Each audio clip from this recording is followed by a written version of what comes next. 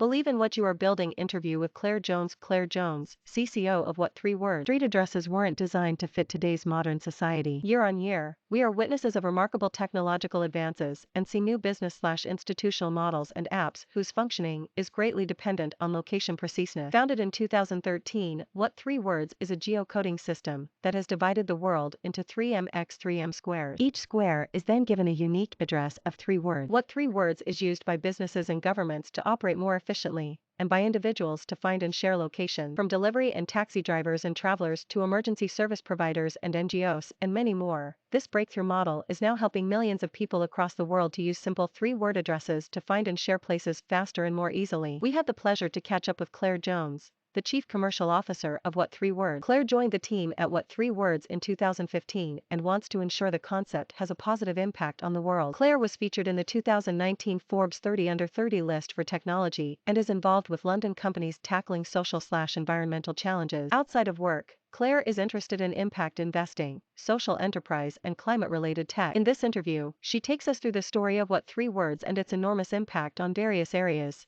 and she provides us with useful tips and insights for founders and industry players. Hi Clare, thank you for joining us. To begin with, could you tell us what What3Words' core mission is and what are some of the most common problems it solves? Thank you for having me. Of course, to put it simply, What3Words is the easiest way to identify precise locations. Street addresses weren't designed for 2022. They aren't accurate enough to specify precise locations, such as building entrances, and don't exist for parks and many rural areas. This makes it hard to find places and prevents people from describing exactly where help is needed in an emergency. That's why What3Words was created. Every 3-meter square in the world has been given a unique combination of 3 random words, a What3Words address. This allows users to find, share, and navigate to very precise locations using 3 simple words. For example, a 3-word address can be used to route cars or even drones to, used as an address when ordering online, or simply given as a meeting point for a picnic in the park. Our core mission is to make life safer, more efficient, and less frustrating. Thousands of businesses use What3Words every day to solve problems, improve efficiencies and customer experience, from e-commerce and logistics companies to travel, ride-hailing and navigation apps. We're also proud to be used by NGOs and emergency services around the world to help them reach people and deliver critical support. Our investors include Mercedes, Subaru, Intel Capital, Sony and Inca Investments, and we are being used in 170 countries worldwide, even being adopted by some governments as an official addressing system. What's the growth story behind turning a simple 3 words for each 3 times 3 meter square concept into a globally recognized startup that helps various industries to innovate? So much of it has been about partnerships and collaboration. We've been lucky enough to find visionaries in so many organizations, from navigation engineers working on Mercedes cars to paramedics using What3Words in their daily operations, local grocery companies using What3Words during the pandemic to do doorstep deliveries, to major parcel companies like Hermes, who have been champions and advocates for us and what we're building. Then of course we combine that with the work of our stellar marketing, growth, tech and product teams, who are constantly finding ways to get people using What3Words in everyday life and helping our users spread the word, too. It's basically been a huge team effort, from all those in the company and from our users and customers outside of it, to believe that we can create a revolutionary global addressing system. Emergency and humanitarian are among the impressive portfolio of industries you support. How does What3Words help saving lives? And what are some other innovative use cases on how people and industries use What3Words? NGOs and emergency services integrate our tech into their operations for cases where sharing location information is critical, but for some reason it can't be done automatically. For example, in some 999 calls, it's possible to get the automatic location of the caller's mobile phone, in which case the paramedics can be dispatched to that location, with no need to use any address or description. But in some cases, that automatic location sharing doesn't work, so somebody may have to revert to describing their surroundings. In emergencies, every second matters. So many control rooms around the world are now set up so that if they need to receive a location verbally, they can accept a What3Words address. They'll then enter this into their control room software and be able to dispatch help to that exact location. We're also What3Words being used for things accessible navigation, knowing exactly which entrance has a wheelchair ramp, or where the blue badge parking is at a stadium, or where the toilets are in a national park. These are all places where What3Words can be used to give extra confidence and ensure people end up at exactly the right place. Seeing venues like the O2, Wembley and Alexandra Palace use What3Words to help direct people to the right entrance is fantastic. Looking to the future, we expect even more use of What3Words in the world of autonomy, for example, drone delivery. We are incredibly proud that having worked closely with Royal Mail, Drone Prep and Skyports, Royal Mail's world-first drone delivery of a parcel to Scotland was done using What3Words. You monetize your business by licensing your API. What are some of the biggest challenges of selling APIs, and how do you overcome them? Part of the challenge is about scale. As What3Words has become more and more famous, we have a much higher volume of inbound interest from companies, e-commerce sites,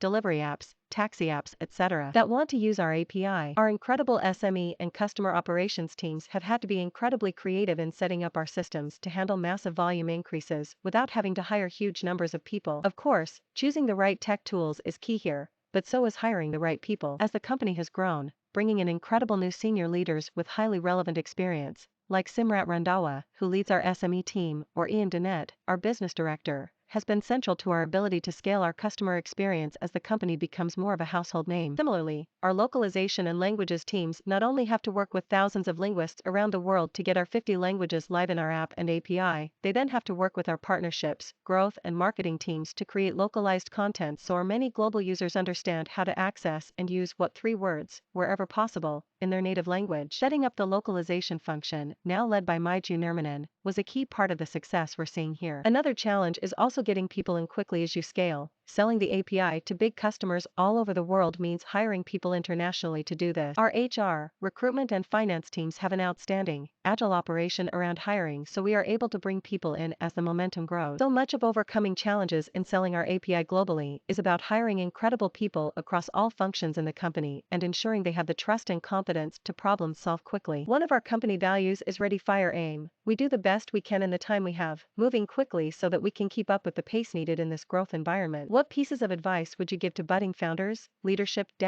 marketing and investment-wise? Getting the right people into leadership positions is key. Whether that's hiring externally for a particular experience set, or by nurturing people through the organization to step into those roles themselves. I feel incredibly lucky at What3Words to have such impressive colleagues. It makes the hard bits of the startup/scale-up journey feel much less painful, as they all provide so much insight, wisdom and thoughtful advice to our day-to-day, ensuring we can overcome any obstacle we come across. I'd also say to believe in what you're building. Not everyone will get it, especially if it's a new or different thing. But that's okay. If you and your team believe it, and your users love it, and your customers keep coming back, you'll build that trust and credibility over time. Some people who really didn't believe in what we were doing at the beginning are now huge fans and customers. Some of this is just about taking your time and perseverance. How do you see your industry innovating in the next 5 years? I think in the next 5 years, we'll see a huge uptick of voice tech, in cars, in home assistants, and on smart devices such as watches. We're already seeing voice as an input take off, and ID expect much more of that. Similarly, autonomy is becoming more of a reality,